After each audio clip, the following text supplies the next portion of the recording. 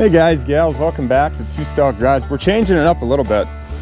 Decided to start showing a little bit more of what's going on in our life. And that might be the chickens here. All of them. They just keep coming up like cats. What do you guys need?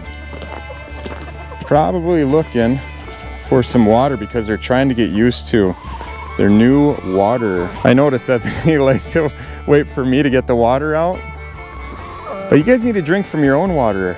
Let's go see how much that thing's down. And we're gonna do something very soon. It's gonna be down to like -5 here pretty quick, about 5 days away. I don't know if we're gonna beat that, but the chicken castle has got to go.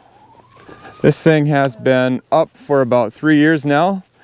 And if you guys remember Mike, the tool man. Auto lock.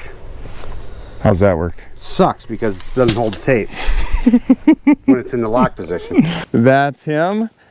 He did not help build this chicken castle. It was done by myself and Julie when we didn't know what we were doing at all. But it's held up for 3 years, no siding, nothing like that, real thin roofing.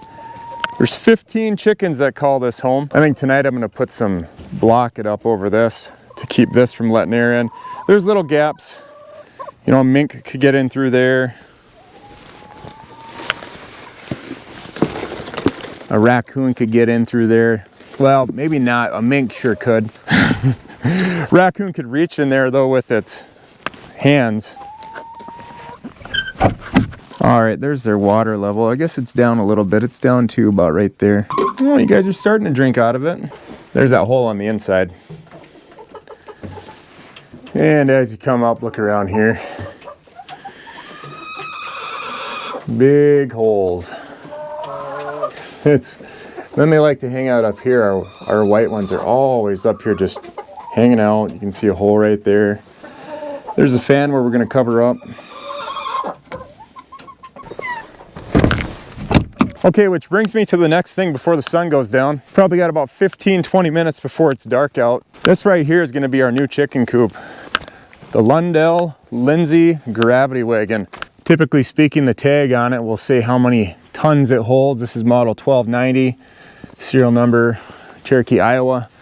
Nothing that shows the load that it handles. But Mike, the tool man with BAS Ranch, he's gonna come take the top of this and we're gonna put the chicken coop on the running gear here. We're gonna use 2x8x12s. It's gonna be 2 beams going across each side. And I'm gonna go ahead and use these bolt holes.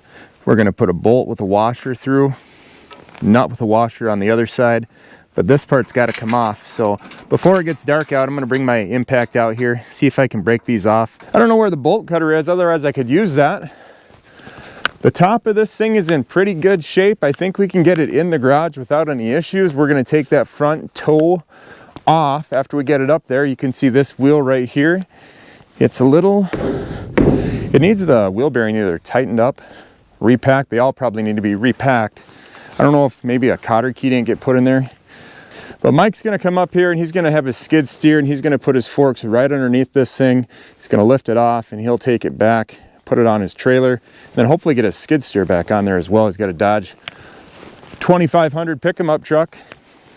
That works pretty well. Look at that. The foreman is sitting out here and there's no grass to be cut underneath of it because all the grass is dormant. Still got some housing supplies right here that need to be taken care of. And our house, guys, it's sided. It needs trim and paint done yet on a lot of parts of it, but it's gonna be where it's gonna be for the winter. We got that old Chevy sitting there. It needs to be cleaned up. We just recently picked up this Buck-built log splitter, and this is a big one.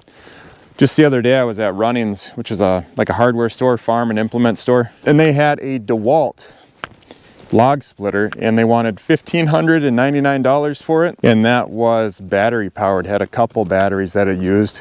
It was tiny, definitely couldn't pull it down the road. We pulled that log splitter down the highway at about 45 miles an hour.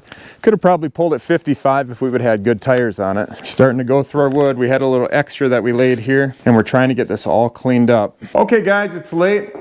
I'm in the shop right now. Moose is in here with me. Crystal's in here with me. We're trying to stay positive, keep the energy going one step in front of the other. I've got a big mess. Doesn't look that big, but it is a big mess. Box of Liberty parts, toy, garbage, Crystal sleeping in the parts washer. Oh, big garbage right here, garbage right there. Crystal, Moose. Moose, you're eating all of Crystal's food, I see. No, we don't do that, do we? That's Crystal's food. And I gotta put this propeller shaft. This is an axle for the 4-wheel drive for the 2005 and 2006 Jeep Liberty. This one's gonna go on the green one.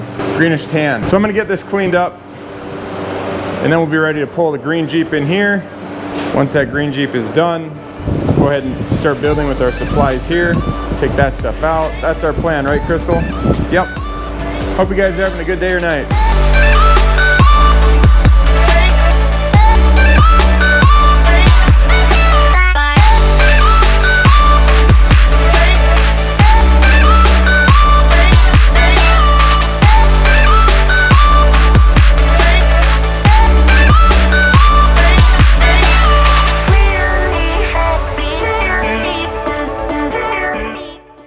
All right, look at this, we're done. Looks like we didn't make a lot of progress, but we actually did a decent job. I was pretty tired tonight. We got the materials sitting here without a bunch of stuff on them.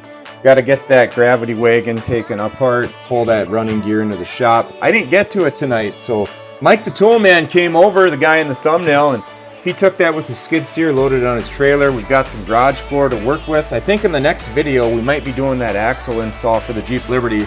There's Crystal hanging out on the little UTV right there. I'd like to get rid of these old wooden benches with a bunch of stuff in them that we don't really need. And just want to show you here, this is where Crystal used to sleep. That has been cleaned up. We're going to make her another bed that's not in the parts washer. And just appreciate you guys being here. Thanks for letting me do this new content with you. We'll talk to you next time. Bye-bye.